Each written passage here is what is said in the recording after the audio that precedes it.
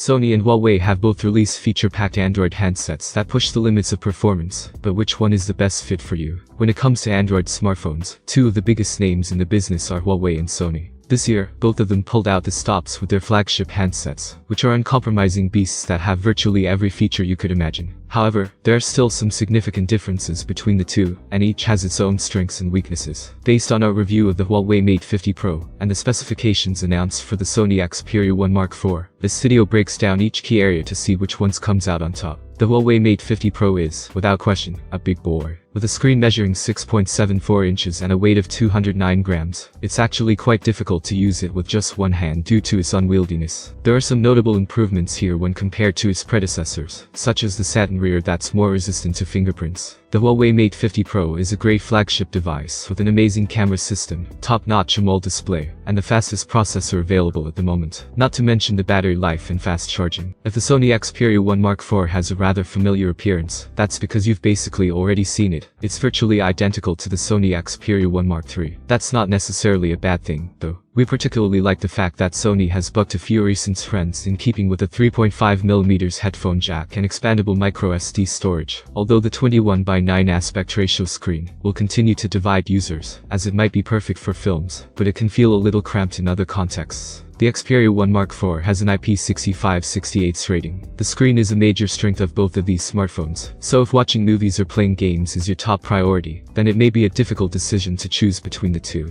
The Huawei Mate 50 Pro's screen is fantastic, with a 1:120Hz variable refresh rate that keeps things looking smooth, a 240Hz touch sampling rate for responsive gaming, brilliant HDR chops, and a pin-sharp resolution. Even the likes of lush nature documentaries better suited to big television screens still felt suitably immersive on this one. For all the impressive specs of the Mate 50 Pro, the Xperia 1 Mark IV offers one that you won't find anywhere else, and that's a 4K OLED HDR display. The Xperia 1 Mark II's display highly impressed us, so we hope that this one continues in a similar vein. However, we're just keeping our fingers crossed that the adaptive brightness has been improved a bit this time around. The Huawei Mate 50 Pro's camera setup packs a seriously impressive megapixel count. There is a triple camera setup with a 50 megapixels ultra-wide camera, a 13 megapixels ultra-wide camera with a macro mode and f2.2 aperture, and a 64 megapixels telephoto camera with 3.5 optical zoom and 10x hybrid. This array makes it one of the best camera phones around, with shots from each of the lenses looking incredibly sharp and detail-packed. There's a particular focus on zoom, which is where the Mate 50 Pro really excels compared to its peers. Take a look at the selection of shots below to see the cameras in action. Meanwhile, it's seemingly the cameras that have received the biggest upgrade on Sony's new handset. Although there are still 3 12-megapixel sensors on the back, a lot else has changed. The zoom lens now has an 85mm 125mm optical zoom, while all 3 sensors now have Sony's excellent eye autofocus and object tracking, plus the ability to shoot 4K HDR video at 120 FPS. We'll need to test it out before delivering our verdict, but early signs are encouraging. Both of these phones are powerhouse handsets too, rocking some of the most powerful Android silicon around. Both Huawei Mate 50 Pro and Xperia 1 Mark IV have Snapdragon 8 Gen 1. You can see the benchmarking performances below, with CPU scores measured by Geekbench and GPU scores measured by 3D Mark. We found that it felt very fast and rarely got hot, even when running demanding games such as Genshin Impact. However, we did also experience some irritating software bugs during our time using the phone, which have hopefully been fixed since that initial launch period, but were nonetheless concerning. We've not yet put the Xperia 1 Mark IV through its paces, but we would expect similarly high performance standards from it too. But it's only when trying it out and running a variety of day-to-day apps on the device that we can determine its true abilities. Xperia 1 Mark IV have a beefy 5000 mAh battery, and Huawei Mate 50 Pro have 4700 mAh battery, but that's not necessarily to say that they will deliver the same levels of endurance. When we used the Mate 50 Pro as our main smartphone, we found that it had good, but not exactly groundbreaking battery life. Keeping it on its highest settings and using it regularly, we found that it did just about get us through the day, but without much time to spare. Even though there's no charger supplied, it is capable of 66-watt fast charging, which fully topped up the battery in around an hour. The Xperia Mark IV's battery is 500 mAh bigger than that of its predecessor,